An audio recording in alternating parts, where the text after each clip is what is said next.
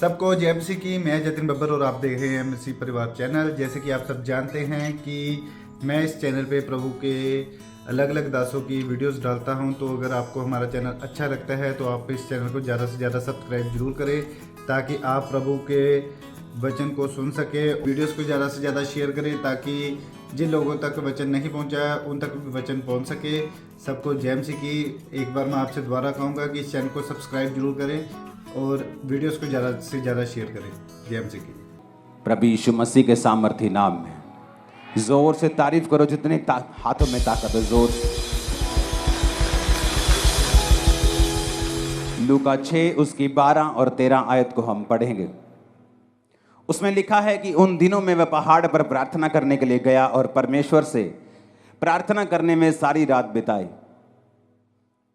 जब दिन हुआ तो उसने अपने चेलों को बुलाकर उनमें से 12 चुन लिए और उनको प्रेरित कहा। बाइबल कहती है प्रभु यीशु मसीह ने सारी रात प्रार्थना की, पहाड़ पर प्रार्थना करने के लिए गए और सारी रात प्रार्थना करते रहे, क्योंकि दिन को परमेश्वर को चेलों को चुनना था। एक इंपॉर्टेंट काम परमेश्वर ने करना था। परमेश्वर ये नहीं चाहते थे कि वो चर्च को, कलीसिया को, लोगों को, क्योंकि प्रभु जानते थे कि उनका एक लिमिटेड टाइम है जो उन्होंने जीना है और उसके बाद क्रूस पर चढ़ना है, मरना है और फिर तीसरे दिन मुर्दों में से जी उठना है, फिर 40 दिन प्रीच करना है और उसके बाद 41वें दिन स्वर्ग पे चले जाना है और फिर उसने लेने आना है। ये परमेश्वर को मालूम था। तो परमेश्वर जानते थे कि उसके जाने के बाद वो चेले काम करेंगे जिन्होंने परमेश्वर से सीखा है। इसलिए अगर आप बाइबल को ध्यान से पढ़ेंगे तो परमेश्वर ने कुछ महीने ही लोगों के साथ उनको चंगा करते हुए और उनको प्रीच करते हुए बिताए। कुछ लोग 34 दिन कहते हैं, हम 2 महीने भी लगा लें।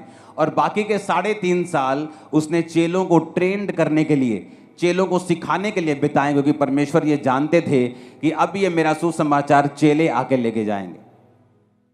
तो परमेश्वर ये जानते थे कि मैं चर्च को कमजोर लीडर ना दूं, डाइवर्टेड लीडर ना दे दूं, शारीरिक अगुवे ना दे दूं, गलत अगुवे ना दे दूं।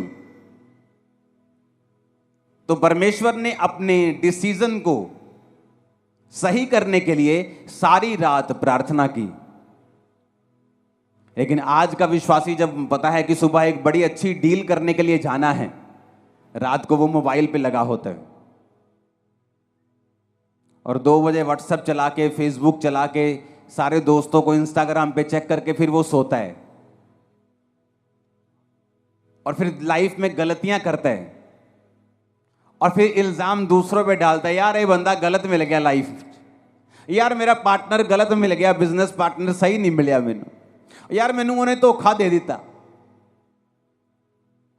जीसस जानते थे कि अपना फेलियर किसी के ऊपर डालने के बजाय ये अच्छा है कि मैं सारी रात परमेश्वर से प्रार्थना करूं और परमेश्वर से अगुवाई को मांगूं और अपने डिसीजंस के ऊपर परमेश्वर की अगुवाई को लूं, ताकि मैं कोई भी गलती ना करूं।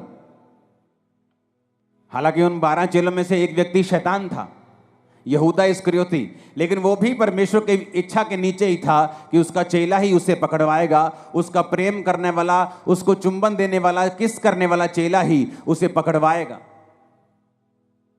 लेकिन आज कितने विश्वासी हैं जो अपनी लाइफ के इंपॉर्टेंट डिसीजंस लेने हो तो वो प्रार्थना के साथ जाते हैं। आपके बच्चों को कौन से स्कूल में डालना है, ये प्रार्थना का विषय है। आपको किस जगह पर कैसे सेवकाई करनी है, प्रार्थना का विषय है। इस सेवकाई को करने से पहले, इस सेवकाई को शुरू करने से पहले मैं लंबी लंबी रातों प्रार्थनाओं में रहा हूं कि मुझे किस तरह से शुरुआत करनी है, कहां करनी है, मुझे कुछ मालूम नहीं था। बाइबल कहती है प्रार्थना छुटकारे को लेके आती है, लेकिन आज कितने विश्वासी हैं जो प्रार्थना करते हैं। अक्टूबर महीना एक बहुत स्पिरिचुअल महीना है और सबसे इंपॉर्टेंट महीनों में एक है आप लोगों के लिए। मैं आपको बता रहा हूं स्पिरिचुअली, मैं इसमें डिटेल में नहीं जाना चाहता। लोग जादू और टोनों के नीचे रहते हैं इन महीनों में, लेकिन इन्हीं महीनों में परमेश्वर का आत्मा भी आपकी लाइफ में बड़े काम करना चाहता है। बहुत लोग ये जानते हैं कि प्रार्थना करने से वो छूट जाएंगे, लेकिन जब भी वो प्रार्थना करने के लिए बैठते हैं, शैतान पूरी तरह से उन पे फाइट करता है। आपके परिवार के बीच से होके, आपके शरीर के बीच से होके, इच्छाओं के बीच से होके, आपको जब प्रार्थना करने का समय होता है, हर तरह के नेगेटिव ख्याल आपके मन में आता है, हर तरह का अविश्वास आपके मन में आता है। तो मैं भी ये क्वेश्चन करना चाहता हूं कि जब आप प्रार्थना करने के लिए बैठते हैं तभी ऐसा क्यों होता है? आप टीवी देखने के लिए बैठते तब ऐसा क्यों नहीं होता? जब आप प्रार्थना करने के लिए बैठते हैं तभी अविश्वास मन में क्यों आता है? तभी शैतान मन में क्यों आता है? तभी नेगेटिव बात मन में क्यों आती? तभी पाप मन में क्यों आता है? क्योंकि शैतान को मालूम है प्रेयर में छुटकारा है। उसको पता है कि प्रेयर के द्वारा ही आप अगले लेवल तक जा सकते हो। उसको पता है कि प्रेयर के द्वारा ही आप ऐसे डिसीजन ले सकते हो जो आप अपने दिमाग से कभी नहीं ले पा रहे थे। क्योंकि उसको पता है कि जब आप प्रेयर करेंगे तो परमेश्वर आपकी स्पिरिट में आपकी अगुवाई करेगा। झट से आपको अंदर एक लाइट की तरह जगता है, जैसे लाइट जगती है ना एकदम कमरे में, वो मोमेंट एक लाइट की तरह होता है। जस्ट आपकी स्पिरिट में ऐसे आता है लाइट की तरह, और आपको मालूम होता है कि परमेश्वर ने आपसे बात की है। लेकिन ये सारी चीजें प्रार्थना में होती हैं और वचन पढ़ने के दौरान होती हैं, जब आप प्रार्थना वाले स्थान में होते हैं और आप वचन पढ़ते हैं। आप जानते हैं बाइबल में लिखा है कि प्रभु यीशु मसीह के कोड़े खाने से आप लोग चंगे हुए। लिखा है कि नहीं लिखा? तब भी कुछ विश्वासी बीमार रहेंगे। ऐसा क्यों? अगर यीशु मसीह के कोड़े खाने से हम चंगे हुए हैं, अगर हमारे परमेश्वर ने प्राइस पे कर दिया है, मूल्य अदा कर दिया है, तो फिर भी बीमारी क्यों? बीमारी इसलिए क्योंकि बाइबल का वचन कभी भी अपने आप पूरा नहीं होता। जिस तरह इंडिया का संविधान जो आपको ताकत देता है, जो ये कहता है कि जब आपने एक प्रॉपर्टी के पैसे पे कर दिए और वो प्रॉपर्टी की रजिस्ट्री आपके नाम के ऊपर है, तो कोई दूसरा उस पर कब्जा नहीं कर सकता, लेकिन फिर भी लोग कब्जा कर लेते हैं, हाँ या ना? फिर आप क्या करते हैं? आप कोर्ट में जाते हैं।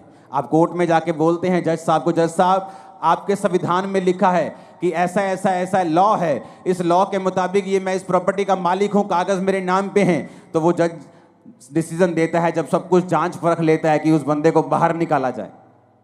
लेकिन अगर आप केस नहीं करेंगे तो वो बंदा जो है वो आपकी प्रॉपर्टी के ऊपर कब्जा किए रहेगा। आप रोते रहिए, आप करलाते रहिए, आप भीख मांगते रहिए, आप रेंट पे रहते रहिए, आप कुछ भी करते रहिए, नुकसान झेलते रहिए, लेकिन ये सारी चीजें आपका छुटकारे का कारण नहीं बन सकती जब तक आप केस नहीं करेंगे। उसी तरह से आपको परमेश्वर के वचन जो बाइबल में लिखे हैं अपने आप से कभी भी पूरे नहीं होंगे जब तक आप इन वचनों को लेंगे नहीं। जब 2005 में बीमार था, जब मैंने आपको अपनी पहली बाइबल दिखाई थी, तो वो कहीं कहीं से काली है, कहीं कहीं से वो येलो है। क्यों? क्योंकि मेरे सिर पे जब मेरे को मेंटली अपसेट के अटैक होते थे तो बहुत सारा एनॉइंटिंग ऑयल मेरे सिर पे लगा रहता था। तो जब वचन मेरे सामने आता था, जहां हीलिंग होती थी, जहां कुछ छुटकारे का वचन होता था, तो मुझे रोना आता था और मैं बाइबल को पकड़ के ऐसे सिर पे लगाता था। वो तेल लगता था पेपर्स के ऊपर, वो काले हो जाते थे। तो मैं प्रभु से पूछता था कि परमेश्वर तेरे वचन में लिखा हुआ है, मैंने थोड़ी लिखा है, ये वचन मैंने थोड़ी बनाया है। तेरे वचन में लिखा हुआ है धर्मी का वंश बचाया जाएगा। तेरे वचन में लिखा हुआ है कि तेरे कोड़े खाने से मैं चंगा हो चुका हूं। तेरे वचन में लिखा हुआ है, अब ये तेरा वचन मेरी जिंदगी में पूरा हो। अपने आप कुछ नहीं होगा। पेंटिकोस्ट के दिन चेले प्रार्थना कर रहे थे। क्या प्रार्थना कर रहे थे? जब पवित्र आत्मा उतरा, मैंने लोगों को पूछा, मैं लोगों को पूछता हूं क्या प्रार्थना कर रहे थे कि पवित्र आत्मा उतरा? कहते जी प्रार्थना कर रहे थे कि परमेश्वर तेरा आत्मा उतरे। मैंने कहा ऐसा तो नहीं लिखा बाइबल में। वचन कहता है, उन्होंने पुराने नियम का वचन निकाल के योएल नबी की पुस्तक निकाली और कहा प्रभु तेरे वचन में लिखा है अंत के दिनों में तू अपना आत्मा सब मनुष्यों के ऊपर उंडेलेगा। अब तू अपने लिखे हुए वचन के अनुसार अपना आत्मा दे। जब परमेश्वर आपको लिखे हुए वचन से प्रार्थना करते हुए देखता है तो वो आपकी प्रार्थना मोड़ सकता है, खाली भेज सकता है, लेकिन वो अपने लिखे हुए वचन के बीच से की गई प्रार्थना को खाली नहीं भेजता। कितने मेरी बात को समझ रहे हैं? जब आप जज को बोलते हैं जज साहब इसको छोड़ दीजिए, ये अपनी मां का एक लौता बेटा है, इसकी मां मर जाएगी, तो जज इस बिहाफ पर गुनहगार को छोड़ता नहीं है। आप कुछ भी मत बोलिए जज को, ये अकेला बेटा है कि इसकी मां के 14 बच्चे हैं, छोड़ दीजिए। आप ये बताइए जज को कि ये प्रूफ है जी, ये निर्दोष है। जज और कुछ नहीं पूछेगा, उसको छोड़ देगा, हाँ या ना। उसी तरह से आप परमेश्वर को धमकियां देते हैं, प्रभु मेरा अभी मैं तो अभी जवान हुई हूं। आप धमकियां देते हैं, प्रभु मेरा बच्चा अभी छोटा है। आप धमकी देते हैं, प्रभु मेरे पास पैसा नहीं है तो मेरी मां को कैंसर कैसे हो सकता। आप धमकियां देते हैं, उसका कोई भी असर परमेश्वर पे नहीं होगा, क्योंकि वो लिखे हुए वचन से बीच में से जो प्रार्थना की जाती है उसको वो सुनता है और उत्तर देता है, क्योंकि वो अपने वचन का इनकार नहीं कर सकता। एक विश्वासी को कैसे प्रार्थना करनी चाहिए, आज बड़े ध्यान से इस प्रार्थना को, इस वचन को सुनना। अगर आपने सुना और माना, लाइफ सेम नहीं होगी, उत्तर आएंगे, आपकी लाइफ रिलीज होगी, शैतान से डिलीवरेंस होगी, हर तरह से आप ऊंचा जाएंगे। आमीन खड़कने वाला चाहिए जरा। अब आपको बात बड़े ध्यान से समझना है, एक विश्वासी को प्रार्थना कैसे करनी चाहिए ये मैं आपको समझाता हूं। ये मैं उन लोगों को समझाता हूं कई बार जो मेरे पास मिलने के लिए आते हैं, लेकिन आज मैं आप सबको समझा रहा हूं। एक विश्वासी को प्रार्थना कैसे करनी चाहिए, कौन सी प्रार्थना है जिससे आपकी लाइफ में रिजल्ट आता है। अब आपने ये बात समझ ली कि प्रार्थना जरूरी है, प्रार्थना नहीं करेंगे परमेश्वर उत्तर नहीं देगा। उसने लिखा है मांगो तो दिया जाएगा। वचन ये आप बोलेंगे, वचन में तो लिखा है कि परमेश्वर मांगने से पहले जानता है तुम्हें किन वस्तुओं की जरूरत है। हाँ, वो जानता है तुम्हें किन वस्तुओं की जरूरत है, लेकिन देता तभी है जब तुम मांगते हो, क्योंकि वो अपने वचन को पूरा करता है। मांगो तो दिया, ढूंढो तो तुम, खटखटाओ तो तुम्हारे लिए खोला जाएगा। अब शैतान बुरी कोशिश करता है कि जब तुम प्रार्थना करने के लिए बैठो, तुम्हें फोन याद आ जाए, तुम्हें सॉन्ग याद आ जाए, तुम्हें कुछ बात याद आ जाए, तुम्हें काम याद आ जाए, एनीथिंग पॉसिबल, पॉजिटिव और नेगेटिव एनीथिंग वो आपको याद करवाएगा, क्योंकि उसको मालूम है कि प्रार्थना ही एक ऐसा एक लौता माध्यम है जिसके द्वारा तुम परमेश्वर के साथ जुड़ते हो और आगे बढ़ते हो, और परमेश्वर का आत्मा तुम्हारी अगुवाई करता है। जो मैंने अपनी मसीह लाइफ में देखा है, मैं आपको उस एक्सपीरियंस से और वचन से आपको बताता हूं प्रार्थना कैसे करनी चाहिए। आपको दिन में सुबह प्रार्थना करनी चाहिए, आपकी पर्सनल प्रेयर, जिसमें आप सिर्फ अपने लिए, अपने परिवार के लिए, अपने काम के लिए, अगर आप पास्टर हैं तो अपनी सेवकाई के लिए आप प्रार्थना करते हैं। अगर आप सुबह 1.5 घंटा प्रार्थना करने के लिए बैठे हैं, क्योंकि उसके बाद आपको काम पे निकलना है, तो आपको पौना घंटा प्रार्थना करनी है, 45 मिनट। आधा घंटा आप वचन पढ़ें और बाकी का 15 मिनट आप वचन को खोलें और अपनी लाइफ के मुताबिक, मान लीजिए एक विश्वासी बीमार है, वो नीति वचन को निकाले 3 को, वो यशाया 54 को, वो भजन संहिता 103 को, वो इस तरह के वचन निकाले जहां परमेश्वर ने आपको शारीरिक चंगाई की वायदा किया है। आप उस वचन को पढ़ें कि परमेश्वर तेरे वचन में लिखा है। जिस तरह जब मुझे रोग था तो मैं परमेश्वर को बोलता था कि प्रभु तेरे वचन में लिखा है भजन संहिता में कि तू मुझे दीर्घ आयु से तृप्त करेगा, तो मैं प्रभु से बात करता था, लड़ता था, जैसे फाइट करते हैं। किससे? वचन से। इमोशनल फाइट नहीं, उसका कोई फायदा नहीं। वचन से फाइट करना। परमेश्वर कहता है वचन से अपने प्रमाण मुझे दो, सबूत दो मुझे, क्यों मैं तुम्हें चंगा करूं, क्यों तुझे बच्चा दूं, क्यों ब्लेस करूं, सबूत दो। क्या है सबूत? सबूत वचन है।